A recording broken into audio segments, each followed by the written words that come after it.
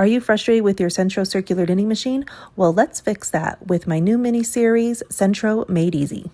For step 3, I'm going to show different ways that I like to reduce my arm and shoulder from getting fatigued from cranking out so many rows when I'm making a lot of projects or a project that has many rows. The first thing I like to do is I set a timer for about every half hour to make sure I get up and stretch. The next thing I like to do once I have the machine set up and cranking smoothly is I rotate it 90 degrees so the crank handle is facing me and I line it up with my right shoulder. I also move my yarn still in front of the machine so it's now on top of the counter, and I'm still using my left hand to create tension. But this has definitely helped with some of that shoulder fatigue because you are cranking in, I feel, a more ergonomic way, so you're not kind of pushing forward with your shoulder, you're using more of your elbow.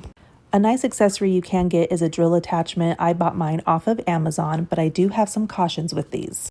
The first one is, if you are a beginner, get comfortable with cranking out your projects by hand to make sure your rows are cranking out smoothly and you're not getting a ton of drop stitches. I also will always use my left hand for tension, again, to make sure I have really nice, neat knit stitches, but it's even more important when you get those factory knots to catch them before they go up and into your machine so it does not jam your machine. My next caution is you can break your Sentro circular knitting machine by using a drill attachment, because I almost did when I first got mine. You need to use a low power drill or a drill on a low setting. I literally welded my crank handle to my machine because it was going so fast it melted the plastic. Fortunately, I was able to fix it. And lastly, I never use my drill attachment with a yarn I've never used before. I will crank out a project by hand using the yarn to make sure it runs smoothly through my machine before I even get out my drill attachment.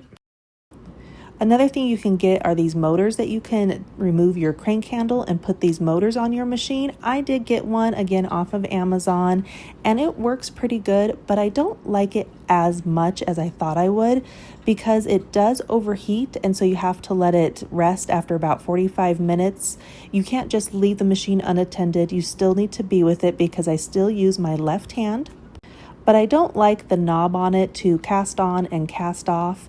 And I also just feel like I even have less control than I do the drill attachments. So I only really use this if I'm making beanie hats or scarves where it doesn't really matter how many rows I need. For part 1 and part 2 about how to set up your machine and how to crank out your rows without getting drop stitches, I have those videos linked in the video description below. Hit that like and follow button for more free tutorials on how to use your Sentro knitting machines, and thank you all so much for all of your kind comments and support. I truly appreciate it, and happy crafting, everybody.